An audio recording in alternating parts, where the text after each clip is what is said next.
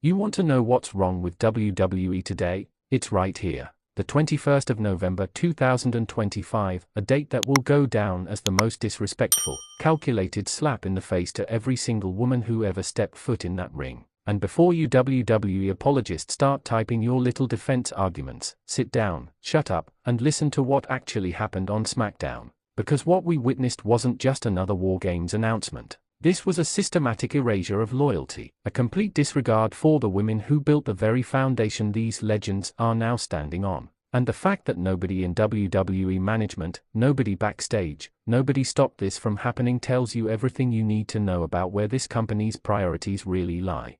Lee and Becky Lynch joining WarGames. Sounds exciting, right? Wrong. This is the beginning of the end for every current roster member who's been grinding day in and day out. And I'm about to show you exactly why this isn't just bad booking, it's a declaration of war against the future of women's wrestling. Let's set the scene. Smackdown. The anticipation is building for Survivor Series WarGames. We've got current superstars who've been carrying this division on their backs for months, some 4 years, putting their bodies through hell every single week. They are in the building, they are ready, they've earned their spots in the biggest match of the year. Then the music hits.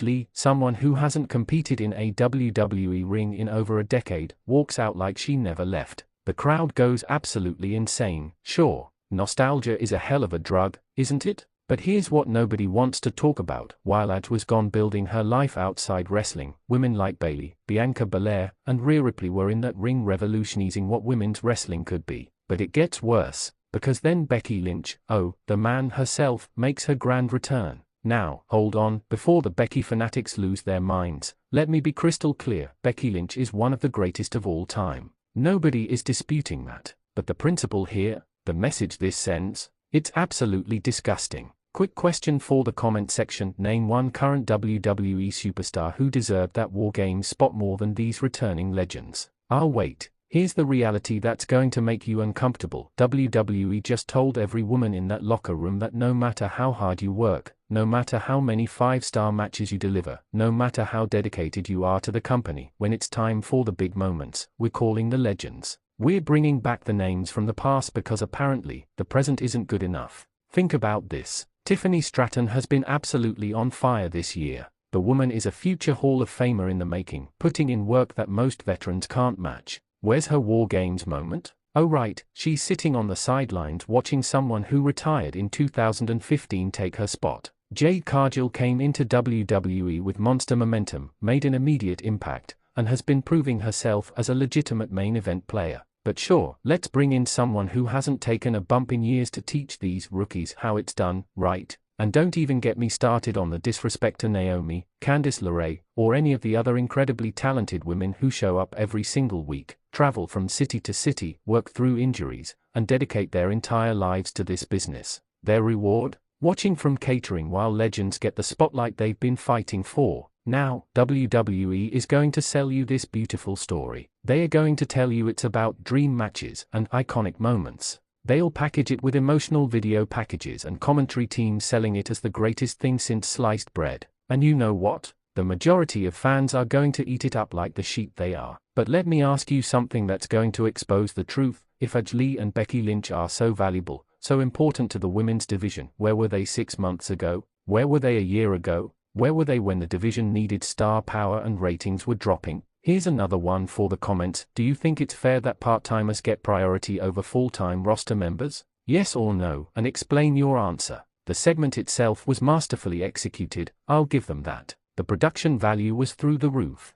Lee cutting a promo about unfinished business, compelling stuff. Becky Lynch talking about one more time, goosebumps material. The stare down between them and the heel faction? Chef's kiss from a storytelling perspective. But you know what else is compelling? The story of a young superstar finally breaking through to main event status. The story of someone earning their way into the biggest match of their career. Those are the stories WWE should be telling, not recycling the greatest hits album for the millionth time. And let's talk about the elephant in the room that everyone's too scared to mention. This is a business decision, pure and simple. WWE doesn't believe their current roster can draw for WarGames. They don't have faith that the women they've been supposedly building for years can deliver the numbers they need. So what do? Emergency phone call to the legends. Dust off the old names. Hope the nostalgia pops carry them through. That's not confidence in your product, that's panic. That's WWE admitting they failed to create new stars compelling enough to carry their biggest premium live events.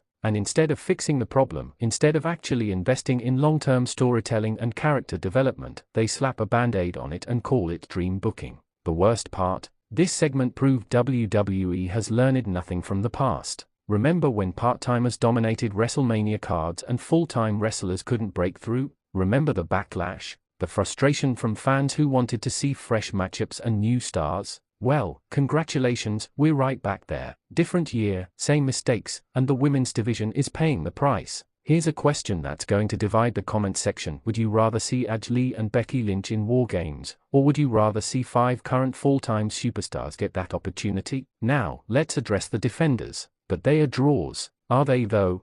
Lee's last run ended in 2015. The wrestling landscape has completely changed. The audience has evolved. Just because someone was a draw 10 years ago doesn't automatically make them a draw today. And Becky? Yes, she's the draw when she's around. But that's exactly the problem. She's not always around. You can't build a division on maybes and part-time schedules. But it's good for business. Is it? Or is it good for this quarter's business? Because long-term, what happens when and Becky leave again? What happens after WarGames when they disappear and the division is left exactly where it started, struggling to create stars because WWE never gave the current roster the platform to become those stars? The truth is, this segment was everything wrong with modern WWE wrapped up in a pretty bow. It was a short-term solution that creates long-term problems. It was a ratings grab that undermines years of alleged roster development. It was a moment of excitement built on the foundation of disrespect to the present. And you know what the saddest part is? The women currently on the roster probably had to stand backstage, watch this segment, smile, and pretend like they weren't just told they are not good enough. They had to celebrate the return of legends who are taking opportunities away from them. They had to be professional while their careers were being deprioritized right in front of their eyes.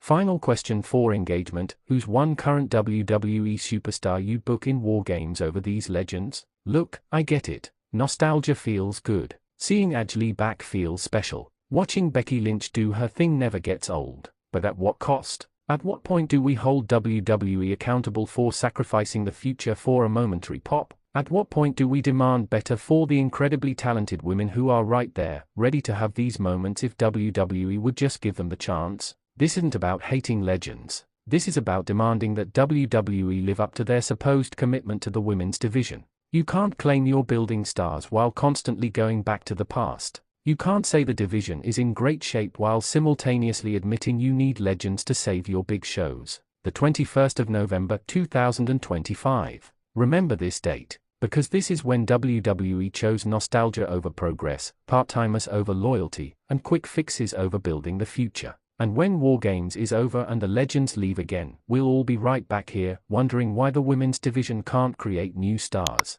Hit that like button if this made you think differently about the segment. Subscribe if you want real wrestling analysis that doesn't sugarcoat the truth. And drop your answers to those questions in the comments. I'm reading every single one.